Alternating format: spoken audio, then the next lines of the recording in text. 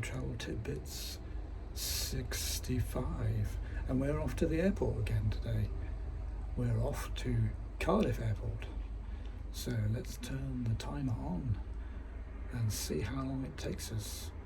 This time walking, on the bus, train, and another bus. Alright, let's get going.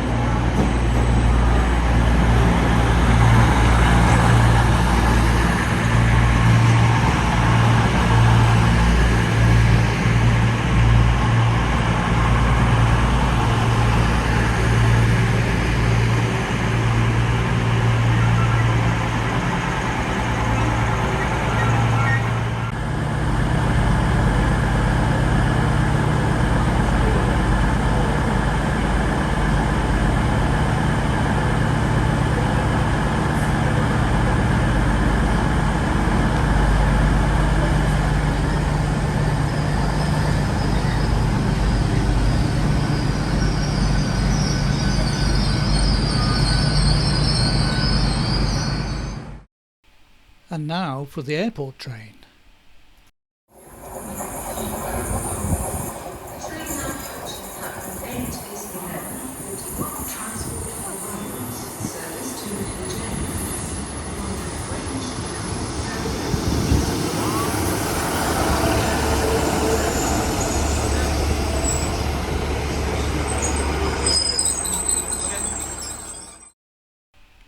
Roos is a 30-minute ride from Cardiff Central, where a bus waits to take you to the airport, which takes about 6 or 7 minutes. On the day of my visit, it seemed very quiet, and surprisingly so. But there was also a lot of refurbishment going on, and there seemed little point in staying long. So I simply took the next bus back to Roos. The Cardiff Metro are replacing a lot of their rolling stock, and I passed a few examples on the return trip. Hi, so I checked into a hotel for the night because it was a 6-hour, 40-minute journey to get to the airport from the West Country. It would have been quicker as the crow flies. But that's the whole point of testing these off to the airport series. So let's have a little summary of the airport itself. So a bit of history. It's kind of had a mixed heritage. It's near a place called Roos, and it wasn't really seriously used until the Second World War. 1941, construction of a building occurred, and it was used for RAF training, it being in the west and suitably far enough away from danger.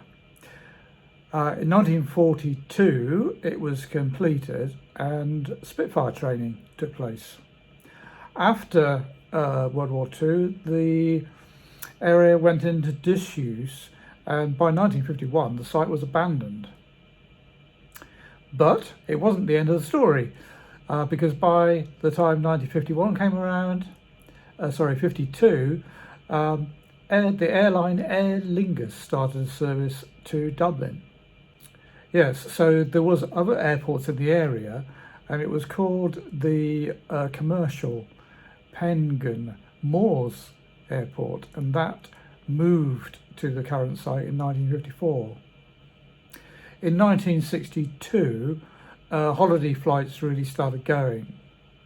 Notable visitors was the Concorde in the 1970s. And in 1986, the runway was extended. And this meant that BA, who I imagine already had a presence in Cardiff, started maintaining their 747s here. And I may have watched a video on a typical full service on a 747, which took around 12 weeks. So it's the only Welsh airport that has international flights. There are 8 airlines, and its peak traffic was in about 2016 when 2 million passengers. Today it's less than 1 million. It hasn't really recovered to the same levels pre-pandemic, and the typical usage is less than 1 million. The most popular destination is Alicante.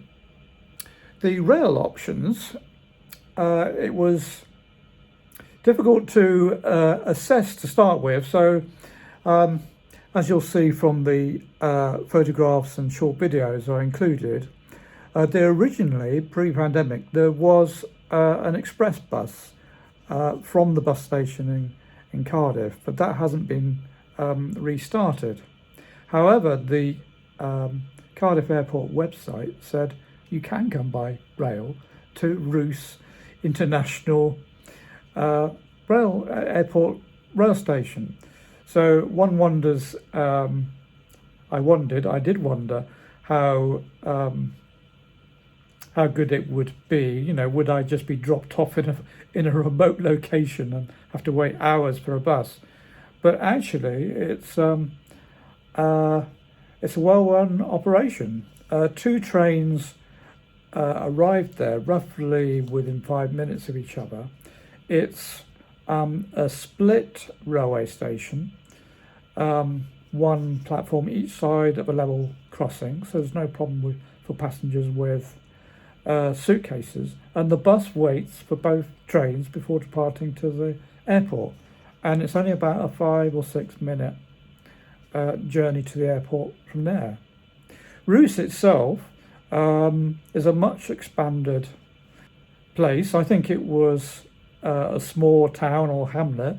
It's now expanding both sides of the railway, and it's right on the coast pretty much.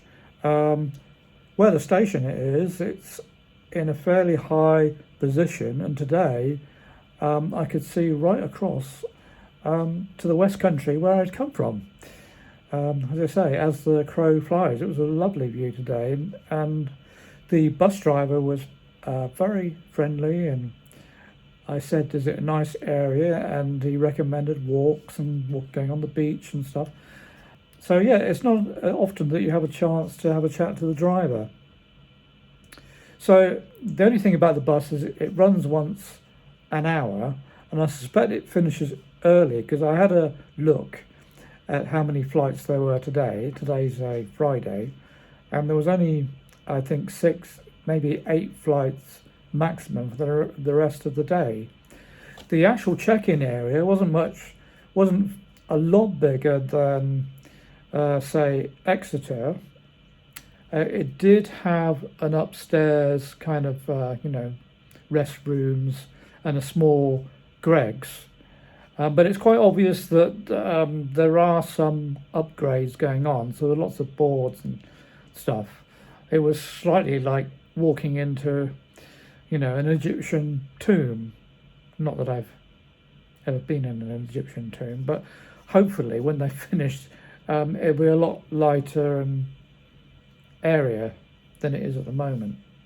It can't be a very large airside section because I overheard other passengers saying that they couldn't check in early, so there must be restrictions on numbers of passengers going through, and I guess the number of bags they can accept, etc., etc.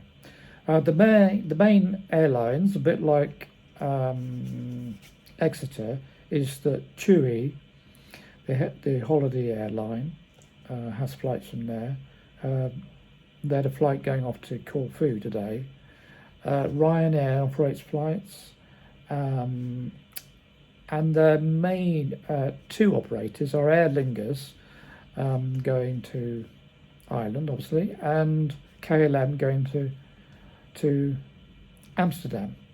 So those are your main two exit points if you're using commercial airlines. So yeah, I'm glad that I did it this way. I think if you wanted to be quicker, you would obviously take the car, but if you've got plenty of time, then I think the train is a viable option. There wasn't much waiting time at Cardiff Central, and the staff there that I spoke to were very helpful. There's plenty of lifts, and the services for an airport that's not that busy, every 30 minutes, was quite reasonable. So that was my first video and first impressions of Cardiff Airport. Today and tomorrow I am having a walk around the city of Cardiff, which will be the subject of the next video.